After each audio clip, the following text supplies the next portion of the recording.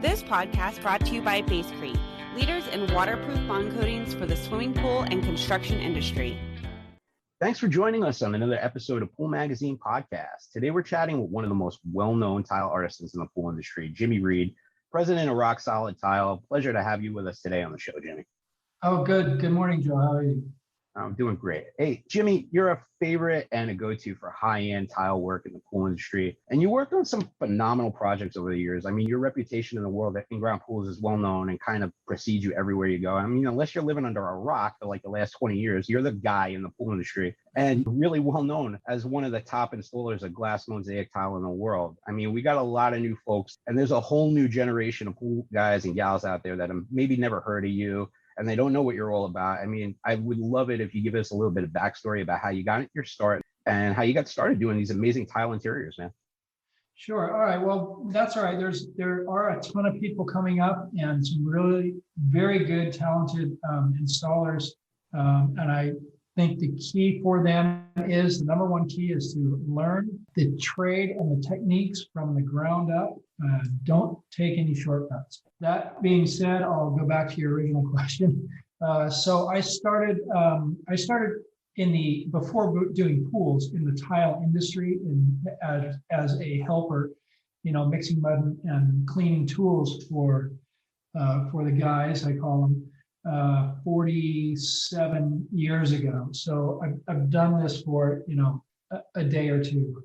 So I went up through the ranks doing custom homes. Being born and raised in LA, I had the opportunity, obviously, to work on some pretty special projects even from day one. I think the first job I ever worked on was for Jacqueline Bissett and her. I don't remember if they were married or boyfriend, girlfriend at the time, a guy named Victor Dry, who owns a bunch of hotels now.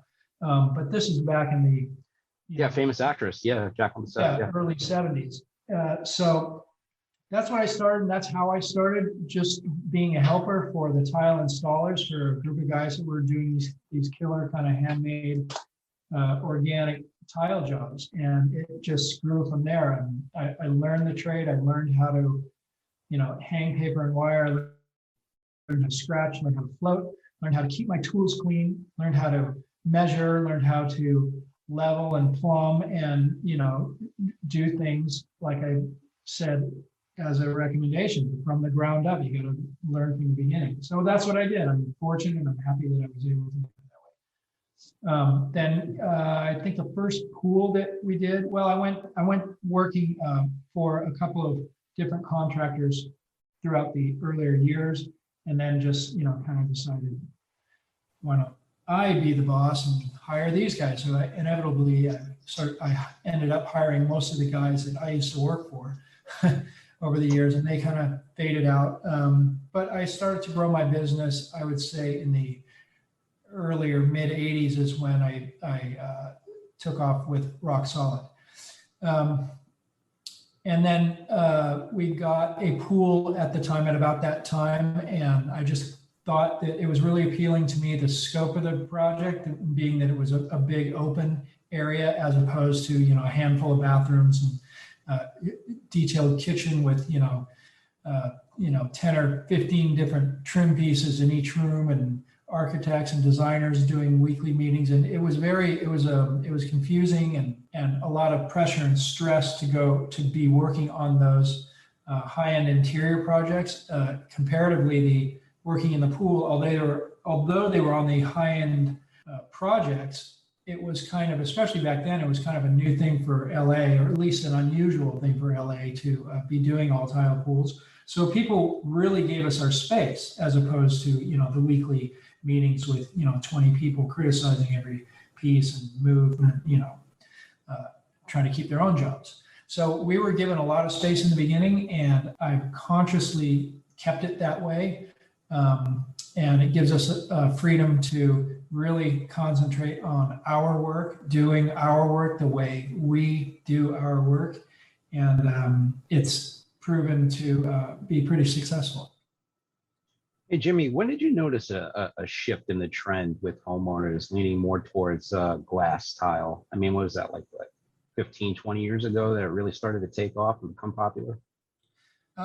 Well, yeah, I mean, we were even doing mosaic bathrooms, way earlier than that. I think out of all the pools we've ever done, I would say probably 85% of them are glass, and that was from day one. But even like I say, before that, we did plenty of glass tile bathrooms and kitchens and so forth.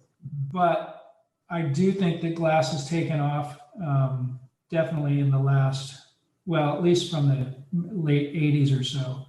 Hey, Jimmy, can you walk me through your playbook? I mean, what's the process for consulting on a high-end glass tile project? I mean, how do you work with builders and general contractors on planning, designing, and budgeting for these types of projects? Well, I mean, every project's different, and I get called into every project kind of at a different time. Sometimes I'll be called at they'll already have material on site. They'll have the shell, everything is already built and ready to go.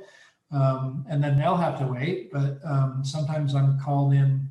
Sometimes I'm called in before even the team. Many times I'll be, for some reason, get the first call where they need a tile pool, and I'll visit a job site or meet with a client, and they don't even have a pool yet, or what they think is just going to be a tile. Their existing pool turns into a full landscape redesign of the entire project, and a lot of times tearing out the old pool. So sometimes I'll come and recommend that we recreate a team with a landscape architect and a legitimate, viable pool builder to really take on the project and make it worthy of what they are ultimately looking for. So it really is all different. Yeah, I read an article. Dave Penton actually wrote about you in Watershape, where he said you were the point man on one particular job where you brought him and Dave Peterson and a few others in. I think you may remember this project. It had a really incredible floating pedestal with this sculpture in the middle of it. We're actually going to be highlighting that project in Pool Magazine. I was hoping maybe you could talk a little bit more about that vessel and what you did there. Yeah, sure. Yeah, I do. I definitely remember that. That is one of many that same scenario has taken place. I was called to exactly the same thing. An existing pool. I was called by the homeowner, interested in doing an all tile pool for what she had, and it was a beautiful house in I think it was South Pasadena, and it just, what she had there and what she was looking for, I could tell that there was so much more that could go on there, and she was definitely open to it. So again, like I say, I suggested a landscape architect, a gal we work with often, Allison Terry, and Dave Penton, to come in, and the three of us as a team kind of took it over. But then, so what happens is at that point, kind of a 6-month or year-long design process starts, as opposed to, come and look at my pool, when can you start? But the outcome of that was pretty incredible. Yeah. So we redid the existing pool. Dave and Allison designed and converted a big tree planter into a spa, which was really difficult for them hydraulically, I know. And the pedestal sculpture you're talking about, that was another weird existing water feature that they were able to connect visually and technically, and it just all kind of came together really well. Pretty detailed project. It's incredible. What kind of tile is on that? That's a custom sea cheese blend. Oh, it's beautiful. Yeah. Hey, we've seen a lot of folks trying to get into glass mosaic tile. I mean, large format tile is also becoming real popular right now. And you're in the same Facebook groups that I'm in, and we see a ton of failures in this industry where the tile develops fluorescence over time, or the tile pops off after a while. I mean, what are these guys out there doing that is so different from the way that folks like you and Ray and Danilo and Jeff do things? I mean, what are they doing that's different? Well, it's not so much what they're doing, it's what they're not doing, I would say, in general. Like I said at the beginning of our discussion, my recommendation is to learn how to do the groundwork, the hard work, and the technical work from the beginning, from the existing surface out. It's not ever just as easy as just putting tile or stone material on an existing surface. There's a lot of preparation that goes in. It's like there are many analogies, and one I use often is a body shop. The better the prep work is and the body work, the better the paint job will turn out. You can't put a high-end, beautiful paint on a piece of crap. It's just not going to work. Yeah, the vessel has to be properly prepared first. Many steps to that preparation. By the time you get to installing the actual tile, the tile installation should be a breeze by that point. All the work, well, not all the work, but a lot of the preparation and technical layouts and so forth, and protection and deciding what type of system you're going to use for installation. All that needs to be done before the tile is even installed. It starts to install. So yeah, but by the time the tile is ready to go in, it should go pretty well. Now we see a lot of homeowners that want glass tile in their pool, but some of them live in areas of the country that have like these big temperature swings. And I think that's something that, I've seen you personally say you think it's problematic that some of these jobs are just in places of the country where you get more expansion due to the weather. I mean, do you see that happening a lot with these jobs? Yeah, well, yeah, I wouldn't say a lot because, they don't go in all that often, but when they do, there's certain precautions you got to take. We did a project in Wichita, Kansas with a guy named Steve Edwards, awesome builder, big time builder out there. Anyway, we did a fairly large glass installation with 3 or 4 different formats of glass tile, and it's in, it's in a definite freeze thaw area. In fact, he sent me some pictures of the backyard and the pool with snow everywhere.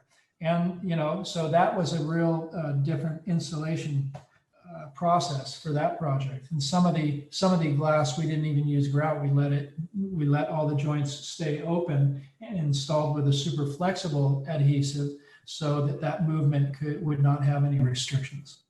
What can guys who want to do glass tile in those parts of the country do to ensure that their work stands the test of time and doesn't experience the kind of catastrophic failures like the ones that we keep seeing on social media? I think the best thing to do is probably not do it. Hire somebody that's very familiar and experienced in those type of installations, because they are, as I said before, there's not a ton of them going on in those extreme weather areas, but the ones that do happen are usually pretty high-end projects, and those owners don't have any problem taking care of themselves if there is a problem with the installation. So yeah, I would go into something either very confidently or not do it at all. I spoke with Lee Russell the other day. You know him, right? I do. He said that he'd love to be doing more glass tile, but the sub base down where he isn't strong enough. One thing that Lee said that struck a chord with me when we were talking was that the subs in his area are unwilling to go for proper training on how to properly apply it. I mean, do you see a lot of that going on in the industry? Yeah, in places like that. And that's actually very true, because they don't need to do the training because they are very busy as it is. Why do they need to learn to do something? It's like learning a different trade. It's not learning how to do, they don't see it as learning how to do their trade better. It's something completely foreign to them. And there aren't that many jobs that they would be able to use those tools. So, I kind of get where they're coming from. He does get, or the clients that he does get that are wanting projects like that, he knows, there's definitely a handful of people that all the contractors can reach out to that are able to travel the country and execute these installations. Well, I know you're in Tributary Revelation, and you guys kind of collaborate and coordinate, kind of an elite in the industry. You guys pretty much know to tap each other for specific jobs. I mean, I think that's fantastic. Definitely, yeah. So the installers in Tributary, me and Danilo, and he's a really good installer. He comes out west occasionally, I believe. He stays, I think, mostly on the East Coast. He's got a lot of work out there. Yeah, so there's a mosaic fabricator, mosaicist, and he's on the East Coast, so he can provide material as well. Seacheese and Oceanside, of course, and Bazaza are all material producers also. Yeah, I know you work with Bazaza a lot. Is that like the Mercedes standard in tile now? Well, Bazaza has always been at the top of my list, quality-wise and visually. Visually, that plays a big part for me. So I've always been attracted to the different colors and surfaces that they offer. But Sea-Cheese and Oceanside certainly are equally at the top of the list as far as the glass tile goes. What have you been doing during COVID? I mean, there's been this unprecedented demand. I assume you've been busier than ever. Well, we've been busy, but not as busy as we're used to. So, I mean, we've scaled down, so our overhead is lower, our workforce is smaller, and that way we've been able to accommodate the jobs that we do have without feeling like there's vacancies and voids. So we're still very busy, we're just scaled down. But that's definitely changing. It's been changing for the last couple of months. Well, there's all that's going on right now with the shortages and there's increases and everything. I assume you had to pass costs on to your customers and your trade partners. Has this impacted you in any way or slowed down your jobs? Yeah, I mean, in shipping and depending on where the material is coming from, we've had to wait longer at times. But as far as the installation materials go, it's pretty readily available. And we usually are planning things out far enough ahead of time that we don't have many delays like that. But yeah, the biggest thing that's affected us, or the biggest way it's affected us, is just kind of cutting back. So our overhead is lower, our workforce is smaller. Things seem to be changing. In the last couple of months, it seems like people are just going nuts. So we've hired a bunch of our older guys back and taking on jobs that are outside of California more. Do you see a return to the norm, Jimmy? I mean, 2022. Yeah.